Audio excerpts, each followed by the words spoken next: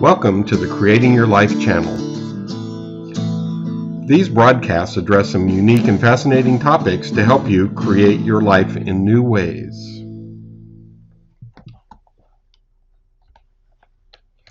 Take a moment to read what's in the triangle. It says Paris in the spring, right? Well, that's not actually what it says. Look again. Now still, over 90% of people will see Paris in the spring, even though it says something else, that there's something else there.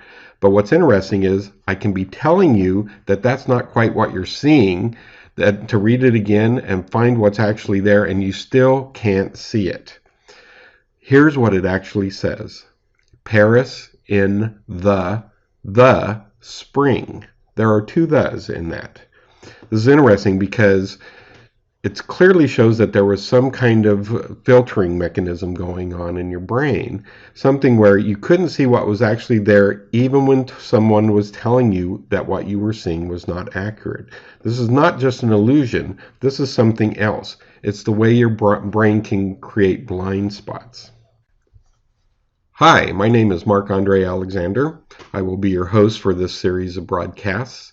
I've worked in Silicon Valley for over 20 years. I've worked both as a consultant and as an employee in a semiconductor company. I've worked for Intel, IBM, Hewlett-Packard, and a number of other smaller companies.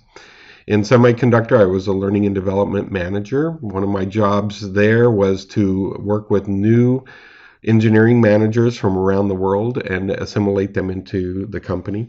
Semiconductor is a very fast industry, even for high tech. It's a bit crazy, and people who are not used to it need to learn how to adapt to it and to think differently, to think faster, more effectively.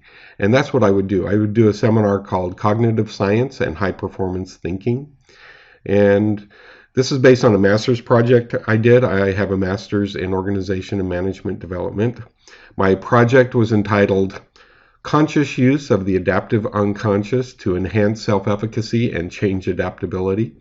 One of those crazy academic titles. But in this broadcast, we're going to be more down to earth, and I'll be talking to you about how your mind works, how to set goals, and some unique things that you've probably never seen before.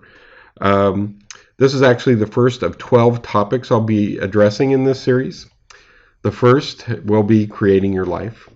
Then that will be followed by money and wealth, sex and romance, Mozart and great music, Shakespeare and great literature, Socrates and ancient Greece, language and rhetoric, vice and virtue, law and liberty, education and training, science and truth, soul and spirit. And you can go to marcandrealexander.com to see more about these. The first three are actually published as books. This will be a series of 12 books, but we will have in parallel these broadcasts to go through the topics of those books. So this first episode is called Rocks in Your Head. And as you can see, the Creating Your Life tagline is, imagination is the tool with which you architect your life. We'll talk more about imagination later, but first we're going to talk about these rocks in your head. Everything I'm going to talk about in this series is based on scholarly research, and you can go to the first book I wrote for a more detailed list of published sources and studies. It's quite fascinating what they're learning about how the mind works. So everything is based in science. Every once in a while, you reach a point where you feel like it's time for a change. You may feel stuck personally or professionally, or that your life is in some kind of transition that somebody else caused, either the economy or a company. Or you may struggle just with dealing with change in your life. We live in an age which seems to have much more rapid change as we go along. So what these Creating Your Life episodes will help you with is how to understand how your mind works, and that there are actually things in your mind that can either limit or enhance your ability to achieve your goals. So once you understand some of these mechanisms, you'll have a better idea of how to take advantage of them to help you achieve goals. Also, we want to focus on how to apply this knowledge to support your goal setting, and also how you can help others to achieve their goals if you're a manager or if you have a family. It's not enough just to understand. I'm sure some of you have heard motivational things that got you excited, but that energy kind of relaxed, and you never really learned how to apply it in a way where your behavior will change. We'll talk about that as well. We'll also talk about how to manage change more effectively, both for yourself and for others. You could be a manager and you have colleagues or employees or a team. So here's what we'll explore together. First, this idea that you may have rocks in your head, that these rocks could have been planted in you by your parents when you were a child, by a teacher, by your peers, or even by yourself. Some of these you may be aware of, but there may be a lot that you're unaware of. So the question is, how do you become aware of what rocks are in your head? And once you know that they're there, how do you get them out? We'll also talk about how the mind works. We'll talk about the reticular activating system, which is a part of your brain, but we'll also talk about the conscious mind, the subconscious repository, and the adaptive unconscious, and how these work together mechanistically like a machine to either enhance or limit your goal setting. And then finally, we'll also go into how do you apply this? How do you actually make changes in your head? How you can kind of reprogram your subconscious? How you can take advantage of this machine and set goals in new ways.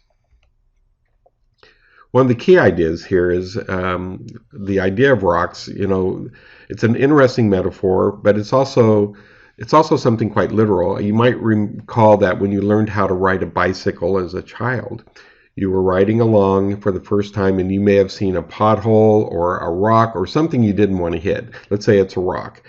And because you are focused on the rock and you don't want to hit the rock, but that's where your attention is, you end up going right there and you end up hitting the rock. The idea is not to focus on the rock, you have to focus on going around the rock. This is why airline pilots, for example, focus on recoveries and not crashes. It's why when you're driving down the freeway, if you start thinking about changing lanes and you're looking at the rearview mirror, you notice you start drifting that way. If you're riding a motorcycle, you learn really quickly that you always focus on where you want to go. You don't want to focus on what you want to avoid. And the same is true in life in setting goals. There are some people who focus on the rocks in their life and they don't know why they keep hitting them, but that's where their focus is. It doesn't matter that they want to go somewhere else. They are focusing on the rock and they hit them. So here are some interesting propositions that we'll be covering. Doesn't matter what happens to you. What matters is how you respond. You don't get what you want in life. You get what you picture. You don't act according to the truth, but according to the truth you believe.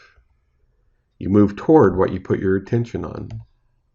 You carry past images and emotions like rocks that weigh you down and interfere with your goals. Letting go of rocks gives you room to breathe and incredible creative energy. And innovative, high-performance thinking is not limited by current resources. That's all for now. In the next episode, we will be talking more about blind spots. We'll do the first part of that. If you want more information now, go to marcandrealexander.com, and we'll see you next time.